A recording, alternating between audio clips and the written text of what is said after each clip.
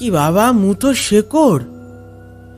বামাচরণ চাপা গলায় বললে, আহ, চুপ কর না, মই ধরে থাক, তোর সে কথায় দরকার কি? নিতাই চুপ করে রইল। কিন্তু ওষুধ খুঁড়তেও কি এত সময় লাগে? সে অন্ধকারের মধ্যে মইয়ের নিচে একা দাঁড়িয়ে অত্যন্ত অশান্তি বোধ করছিল। বাবার ভয়ে কিছু বলতেও পারছে না। অবশেষে অতি কষ্টে ভারী ও কালো একটা কলসি নিয়ে বামাচরণ মই থেকে নামল। নিতাই অবাক হয়ে বললে, দ্য স্মেল অফ বুকসে আজকে আপনারা শুনবেন বিভূতিভূষণ বন্দ্যোপাধ্যায়ের লেখা বামাচরণের গুপ্তধন প্রাপ্তি।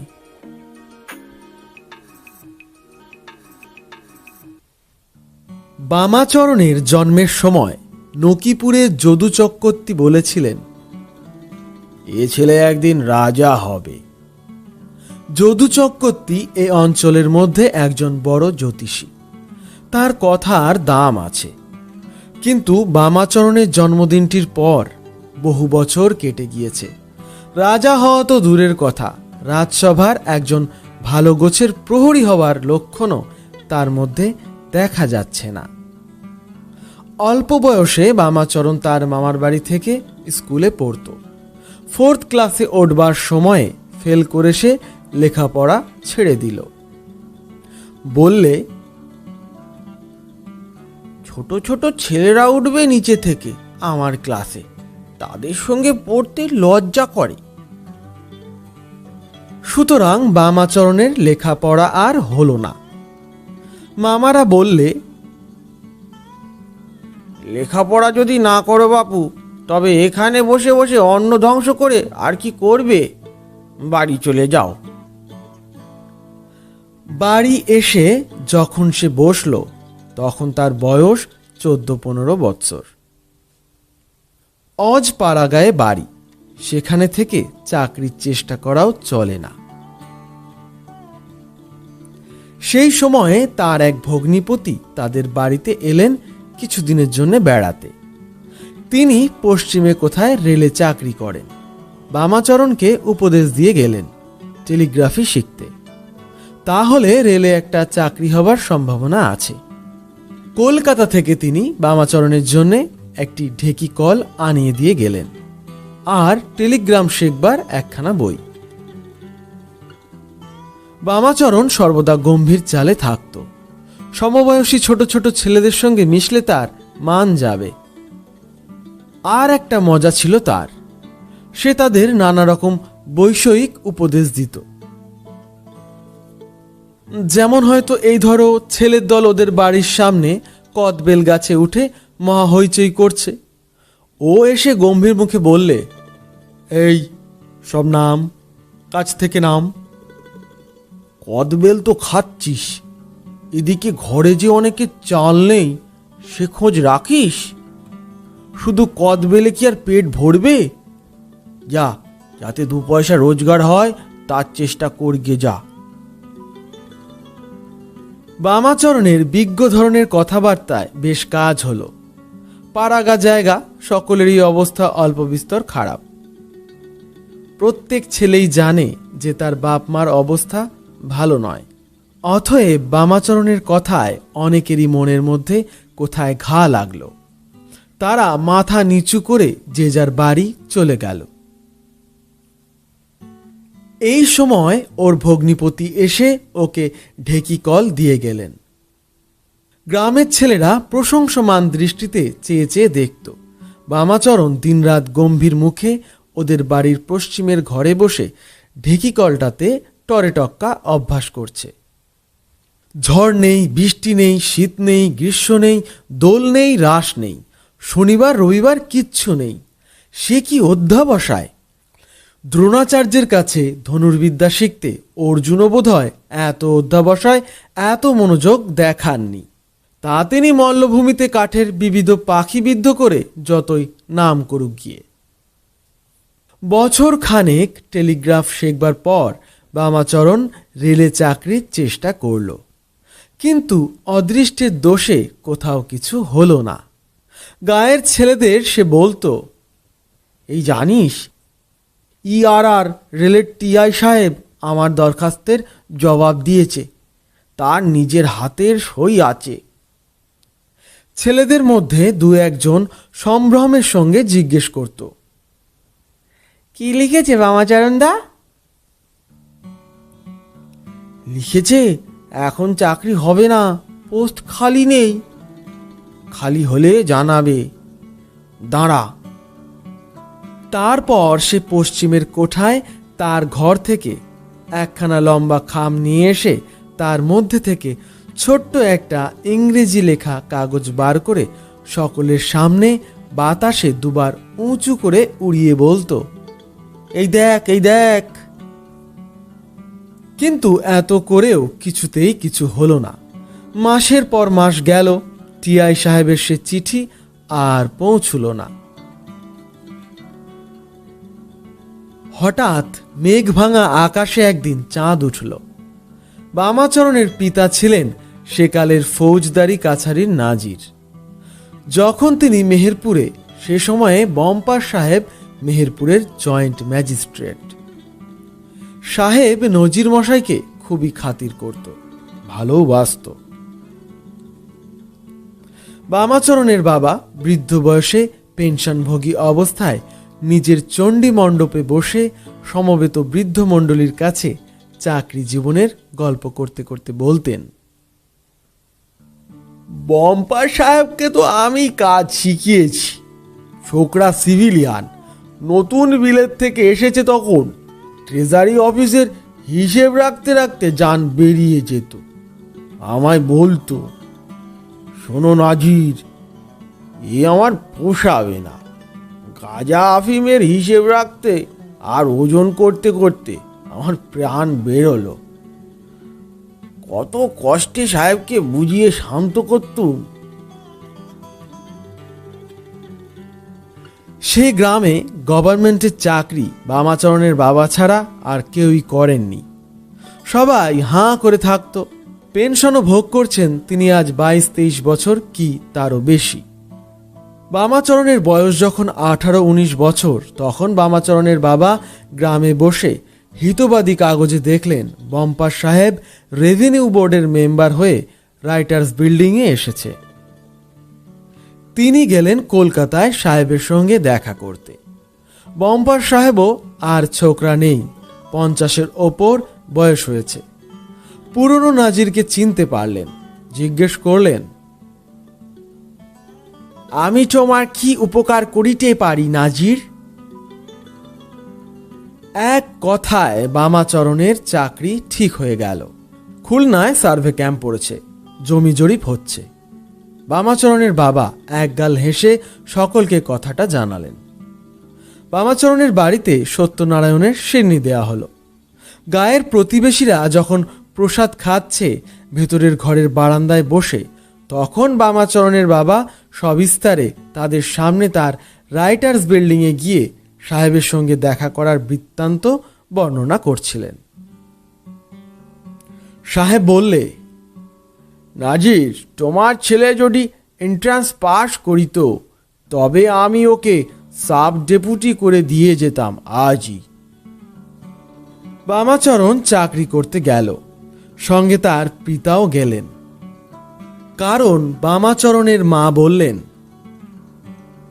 ছেলেকে অত দূর দেশে একলা তিনি পাঠাতে পারবেন না। আবার সেই অদৃষ্ট এসে বাধা দিলে। মাস দুইয়ের মধ্যে বামাচরণের বাবা ছেলেকে সঙ্গে নিয়ে বাড়ি এলেন। শোনা গেল বামাচরণ চাকরি ছেড়ে দিয়ে এসেছে।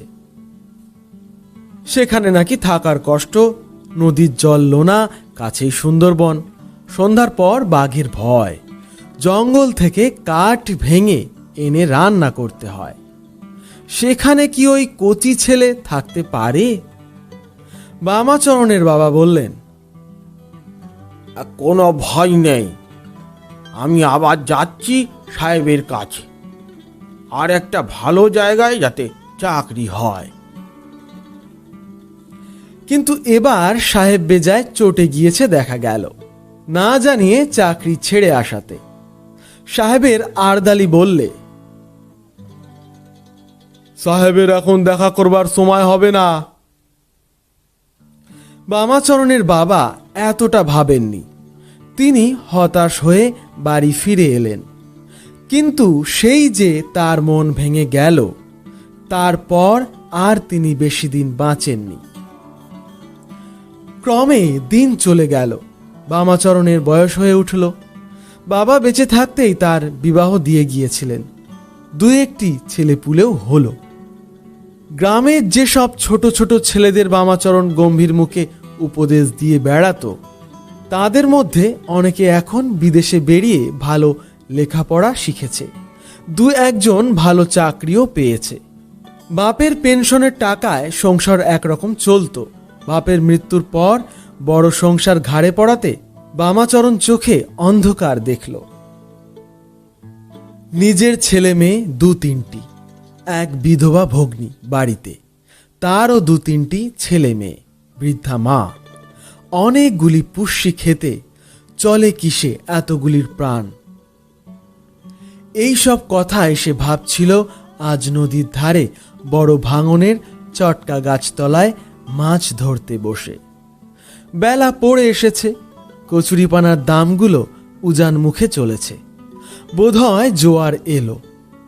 সামনের চটকা গাছটায় রোদ রাঙা হয়ে আসছে। রোজ এইখানটিতে বামাচরণ মাছ ধরতে আসে। তাদের গ্রাম থেকে প্রায় 1.5 মাইল দূরে, নদীর বড় বাঁকের মুখে। জায়গাটা চারিদিকে নির্জন। এখন তার মনে হয় খুলনার চাকরিটাও ছেড়ে এসেছে আজ 14-15 বছর হবে। হঠাৎ নদীর উঁচু পাড়ের দিকে তার নজর পড়ল। ওটা কি? পাহাড়টা সেখানে খুব উঁচু ও খাড়া। হাত 30-40 উঁচু সে যেখানে বসে আছে সেখান থেকে। পাড়ের খানিকটা ভেঙে পড়েছে বোধহয়, 2-1 দিন হলো। সেই পাড়ের গায়ে একটা বড় কলসি পাড় ভাঙার দরুন বেরিয়ে পড়েছে। অর্ধেকটা দেখা যাচ্ছে, বাকি অর্ধেকটা মাটির মধ্যে পোঁতা। বামাচরণের চট করে মনে পড়ে গেল, সে গ্রামের বুড়োদের মুখে শুনেছে এই বাঁকের মুখে আগে, বহুকাল আগে, খুব সমৃদ্ধ গোয়ালাদের গ্রাম ছিল। অনেক লোকের বাস ছিল। কলসিটা জমির ওপর থেকে হাত 4-5 নিচে পোঁতা অবস্থায় রয়েছে। সেকালে লোকে কলসি করে টাকা পুঁতে রেখে দিত।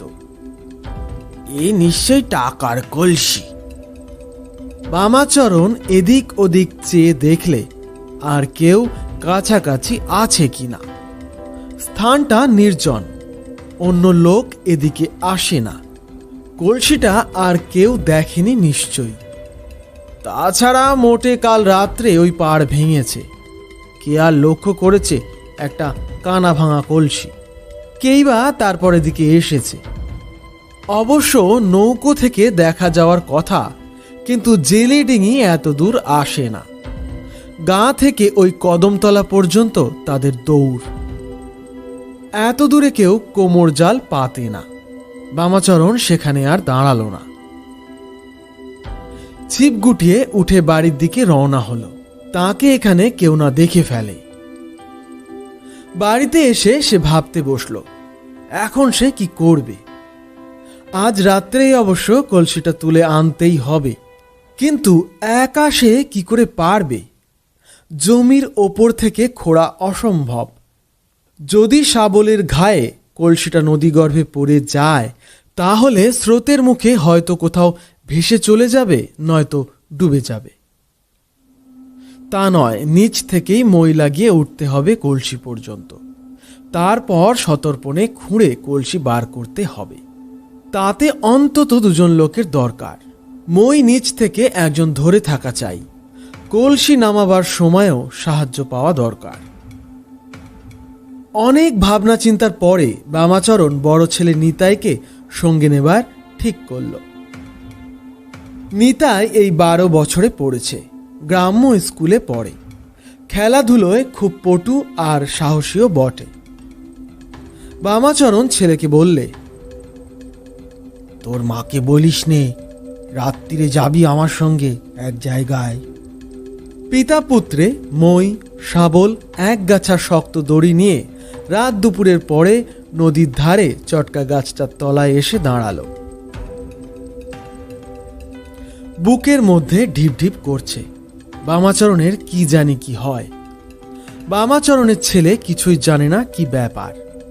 বাবার কথায় সে এসেছে, কেন এসেছে তার বাবা তাকে বলেনি, কিন্তু সে জিনিসটা খানিকটা আন্দাজ করে নিয়েছে। নিশ্চয়ই জেলেরা কোথাও জলের ভেতর বাঁশের ঘুনিতে বড় মাছ জিইয়ে রেখেছে, সেই মাছ চুরি করতে তার বাবা তাকে সঙ্গে করে এনেছে। কিন্তু মই কি হবে?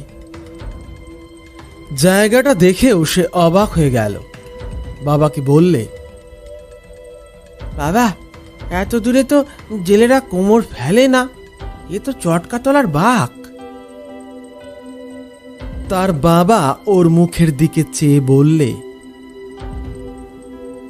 জেলেদের সঙ্গে আমাদের কি দরকার?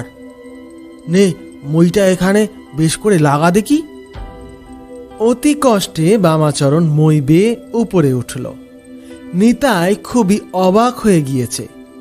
পাড়ের ওপর মই দিয়ে উঠে কি হবে, কি আছে ওখানে?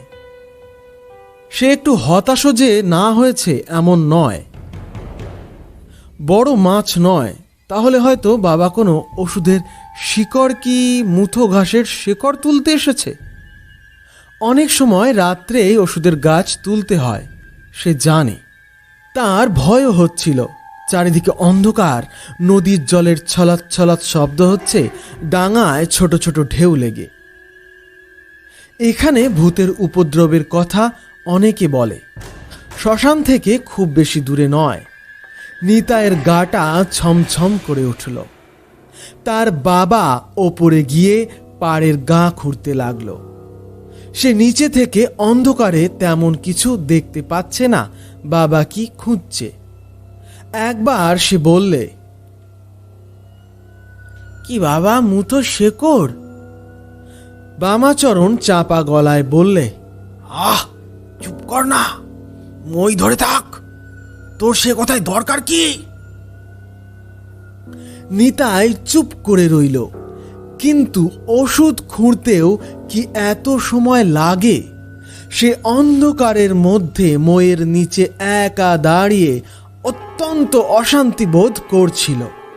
বাবার ভয়ে কিছু বলতেও পারছে না। অবশেষে অতি কষ্টে ভারী ও কালো একটা কলসি নিয়ে বামাচরণ মই থেকে নামল। নিতাই অবাক হয়ে বললে, কি বাবা এতে? চুপ কর না, কি বলছি চামেছি, তোর সব কথা কি দরকার? শাবল আর মইটা নিয়ে একা যেতে পারবি? কেউ না দেখে এজন্যে বামাচরণ বাঁশবনের পথ দিয়ে চলল। বেশি রাত্রে গ্রামে চৌকিদাররা পাহারা দিতে বার হয়। কি জানি, যদি সে এই অবস্থায় হঠাৎ চৌকিদারের সামনেই পড়ে যায়। বামাচরণের বুকের মধ্যে ঢিপ ঢিপ করছে। কলসিটা বেজায় ভারী, নিশ্চয়ই কোনো ভারী জিনিসে ভর্তি। কলসির মুখটা একখানা পাথরের ছোট খুঁড়ি দিয়ে চাপা ছিল। বহুদিন মাটির মধ্যে থাকার দরুন সেটা এমন দারুণ এঁটে গিয়েছে যে অস্ত্র দিয়ে চার না দিলে খোলা যাবে না। বাড়ি পৌঁছেই বামাচরণ বাইরের দরজা বন্ধ করে দিলে। স্ত্রীকে বললে, একটা আলো নিয়ে এসো তো। ওর আর বিলম্ব সইছে না, এখনই সে কলসির মুখ খুলে দেখবে। নিতাইয়ের মা একটা কাঁচ ভাঙা সেকেলে লণ্ঠন নিয়ে উঁচু করে ধরলে। বিস্ময়ের সুরে বললে, কলসিটাতে কি? মরার কলসির মতো দেখতে, ওটাকে আনলে কোথা থেকে গো? অধীর কৌতূহলে ও আগ্রহে বামাচরণ শাবলের এক ঘা দিয়ে কলসিটা ফাটিয়ে ফেললে। সঙ্গে সঙ্গে কালো আলকাত্রার মতো কি একটা দুর্গন্ধ পদার্থ মেঝেময় ছত্রাকার হয়ে ছড়িয়ে পড়ল। নিতাইয়ের মা অবাক। স্বামী পাগল হয়ে গেল নাকি পয়সার দুর্ভাবনায়? এতদিন পরে রাত দুপুরে কিসের একটা কলসি কোথা থেকে উঠিয়ে এনে এ কি কাণ্ড বাঁধালে দেখো তো। বামাচরণ মাথায় হাত দিয়ে বসে পড়ল। এত কষ্ট, তবে সব বৃথা? রূপোর গুঁড়ো এতটুকু নেই কলসিটাতে। কোথায় এক কলসি টাকা বা মোহর, আর তার বদলে এগুলো কি কালো অদৃষ্ট, একেই বলে। সারা রাত্রি বামাচরণের ঘুম হলো না। সত্যি তার অদৃষ্ট ভালো নয়। এমন জায়গায় পোতা কলসি পেয়েও তার মধ্যে থেকে বেরোয় কালো আলকাত্রা। না হলে বম্পা সাহেবের দেওয়া এমন চাকরি সে ছেড়ে দিয়ে আসে? পেয়ে হারানোই তার অদৃষ্ট। পরদিন সকালে লোকজনকে আলকাত্রার মতো জিনিসটা দেখাতে কেউ কিছু বলতে পারে না। অবশেষে মামুদপুরের বাজারের বুড়ো কবিরাজ মশাই দেখে বললেন, এ তো পুরনো ঘি, বহুকালের পুরনো ঘি। কতটা আছে? এর দাম খুব, বিক্রি করবে? কলকাতার বউবাজারে সেনেদের দোকানে পেলেই নেবে। বুড়ো কবিরাজকে সঙ্গে নিয়ে বামাচরণ কলকাতায় এলো। বউবাজারে সেনেদের মস্ত কবিরাজি দোকান। সারা ভারতবর্ষ কেন, পৃথিবীর সঙ্গে তাদের কারবার। ঘি দেখে তারা বললে, হ্যাঁ, জিনিসটা খুবই ভালো, অন্তত 200 বছরের পুরনো। তোমাদের ঘরে ছিল নাকি? বামাচরণ সংক্ষেপে কলসি প্রাপ্তির কথা বর্ণনা করলে। তারপর দর দস্তুর চলল। ওরা 7 টাকার বেশি দর দিতে রাজি নয়। তারপর উঠল 10 টাকায়। তার বেশি কিছুতেই নয়। বুড়ো কবিরাজকে সঙ্গে না আনলে কিন্তু বামাচরণ 2 টাকা সেরেই জিনিসটা দিয়ে ফেলত। একজন হিন্দুস্থানি ভদ্রলোক অনেকক্ষণ থেকে ওদের কথাবার্তা শুনছিলেন। তিনি উঠে এসে বুড়ো কবিরাজকে বাইরে নিয়ে গিয়ে বললেন, আমি খয়রাগড়ের রাজার ম্যানেজার। আমি আপনাদের কথাবার্তা এতক্ষণ শুনছিলাম। রাজার মায়ের বয়স হয়েছে, হাঁপ কাশির অসুখ। এই পুরানো ঘি কিনতেই আমি এদের দোকানে এসেছিলাম। এত বছরের পুরানো ঘি কলকাতার কোনো দোকানে নেই। আমি আপনাদের জিনিস নিব, 100 টাকা করে সেরের দাম দিব।